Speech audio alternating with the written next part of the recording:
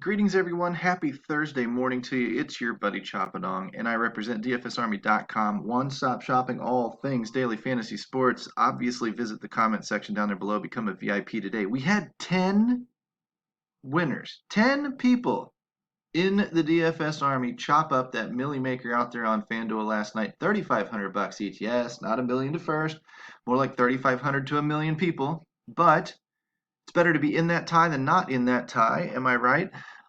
The point is, your odds of winning here are phenomenal. Your odds of winning here have never been better. And we're going to go through a few sports, find some lock times for you, give you your morning briefing, and then I've got a little tip for you here at the end that shows you how to analyze some contests. If you're one of these MME players that thinks you're going to win the $100,000 man nickel, I mean, Taco Man did last night, which is pretty cool. He got second place. But that's a once in a lifetime type of performance because you beat 119,000 people to get there. Your odds are better if you hear us preach all the time. Smaller GPPs, larger buy-ins. Now I'll show you on the quarter level or whatever, but I'll show you how that works when we dissect some of the pay structures here in a couple of minutes. Let's dive into our locks. Obviously, like, subscribe to the video.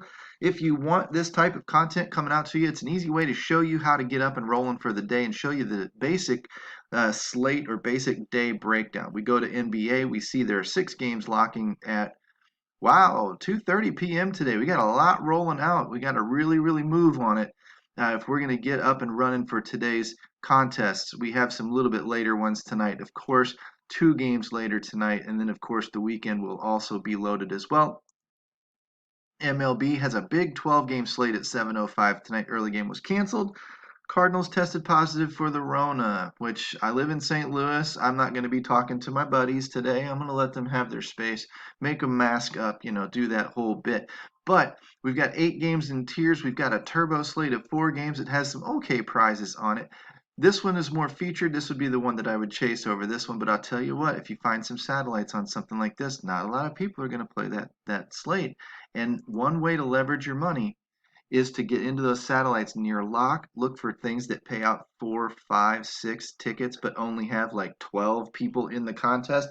That kind of massive overlay is like giving tickets to bigger contests away for free. And then if you get into those bigger contests, all you do is min cash and you just turned $1 into like $5 or $1 into $10 or whatever. That's one of the best ways to generate ROI for the smaller baller type of player.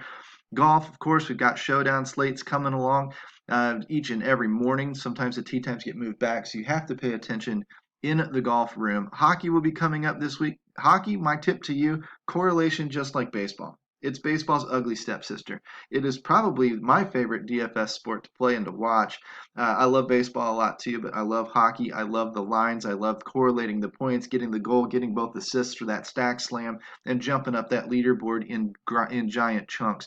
Hockey will be coming on later this weekend. NASCAR comes this weekend. I just saw the preview article drop. In case you're wondering, all of those major sports, we always have research stations. We always have cheat sheets. We always have coaching in the forums. We oftentimes have free articles as well as a little bit deeper dive into the analysis in Slack. If you ask the coaches the questions, they can feed you exactly what they looked at to come up with the numbers, the picks, the plays, and the player pools that they look at. That's how we do it inside DFS Army. That's why we teach you to become a better player. MMA is also along those lines, probably one of our heavily covered sports, in that we have probably 4 or 5 articles, a VIP podcast, and we have a research station, and we have the coolest thing ever because we have so many coaches in MMA. We have a consensus cheat sheet page that shows you all of the coaches' picks, and then you can start to figure out which ones overlap the most because that should breed more confidence in those picks. If 3 or 4 coaches say the same guy is a core play, he's probably a core play. League of Legends, soccer, and all the other goody esports type stuff is always rocking and rolling. We handle a lot of that through Slack as well. That's kind of your bit on locks, on the slate and the locks today. The thing that I wanted to go into was I wanted to show you something. In a lot of cases, we can run down these contests, and I would tell you that in MLB, one of the smartest things that you can do is play a lot of these smaller contests if you're learning the mass multi-entry game. And it would be better off, instead of putting one $20 lineup in play, it would be better to learn MME by putting 100 nickels in play, or hell, might even be 1,000. My math might be bad. The point is, for that same amount of dollars that you're playing single lineups, you can learn to play MME if you break it up and play the smaller contests. But what you need to pay attention to is the bigger contests are harder to win. The smaller contests get your ROI up a little bit faster. Now, you cap your upside because beating 10 people isn't going to pay you like beating 5,000 people. But it's going to help boost that bankroll a little bit. You can sit and struggle. What I look for is the 1% mark. This is a 3,500 person contest. So 1% would be 35th place. 35th place, 50 cents on the dime, 5x. It's hard to create a top 1% lineup, a lineup that beats 99% of the world. Hard to do that. But you want to get paid when you do. 5x is, you've got to get way up here to really unlock the money. So MME, you're always going for the win. You're going for get deep into that tournament as much as you can. In some cases, it is ridiculous. 119,000 people, and only out of the 119,000, maybe 20 get paid. You're just not going to produce that lineup that often. So you play some of those smaller contests as well, where maybe you only make 30 bucks on a dime, 300x instead of 1,000x or 2,000x or whatever, but at least you're getting paid and you don't have to create. You're going to win 3,500 man contests way more often than you're ever going to win a 100,000 man contest, if that makes sense.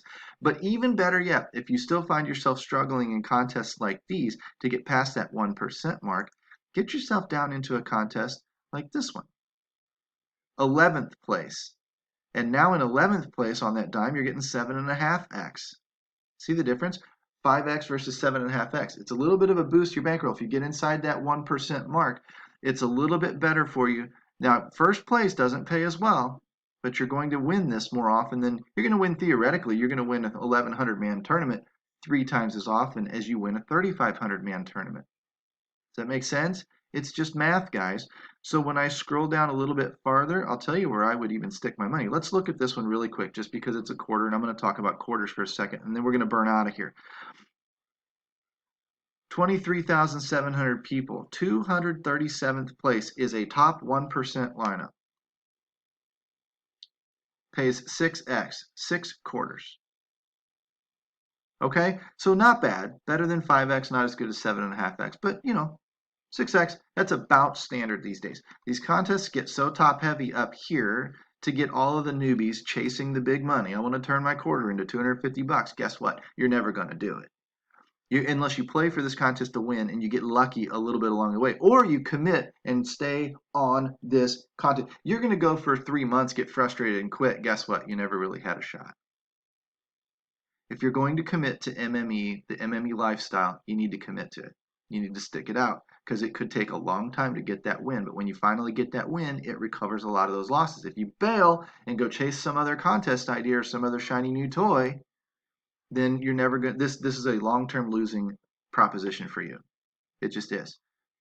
But 250 bucks, what did we say? 6x for a 1% lineup. Scroll down a little bit more into these bad boys, these little mini tournaments. People complain, this isn't very good. Really? 10 bucks is not great for a quarter, right? But you only have to beat 475 people to do it. If I whip out the calculator here really quick and show you 1 divided by, drag that down just a smidge, 475 is a 2/10 of 1% lineup, right? A 1% lineup is actually 4th or 5th place. So if I look at 4th or 5th place, I get 4x, that's 8x. Right? Now I'm somewhere, and I don't have very much farther to go. I've got 3 places, 3 more places to go from 8x to what amounts to, 40x? That's a pretty good jump. This is what's going to boost that bankroll, because it doesn't take much to beat these guys. But let's just take that 1% lineup again, and let's drop down 1 more. 1% lineup is 2.3, or 2nd place, 8x. Now you've only got 1 more spot to go. If you create a 1% lineup in this contest, you have a shot at winning it, because you only got 1 more person to beat.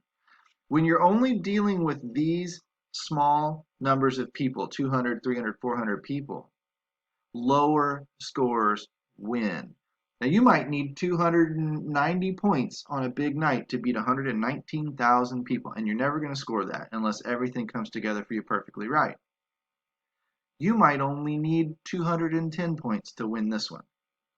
That's how much of a difference it makes to play against fewer people. Why do you think 10-man leagues, 20-man leagues are an easy grind for bankroll? They're not sexy, but they're going to stop the losing. If you're struggling with losing, get out of the sucker contests and get into the things you can win.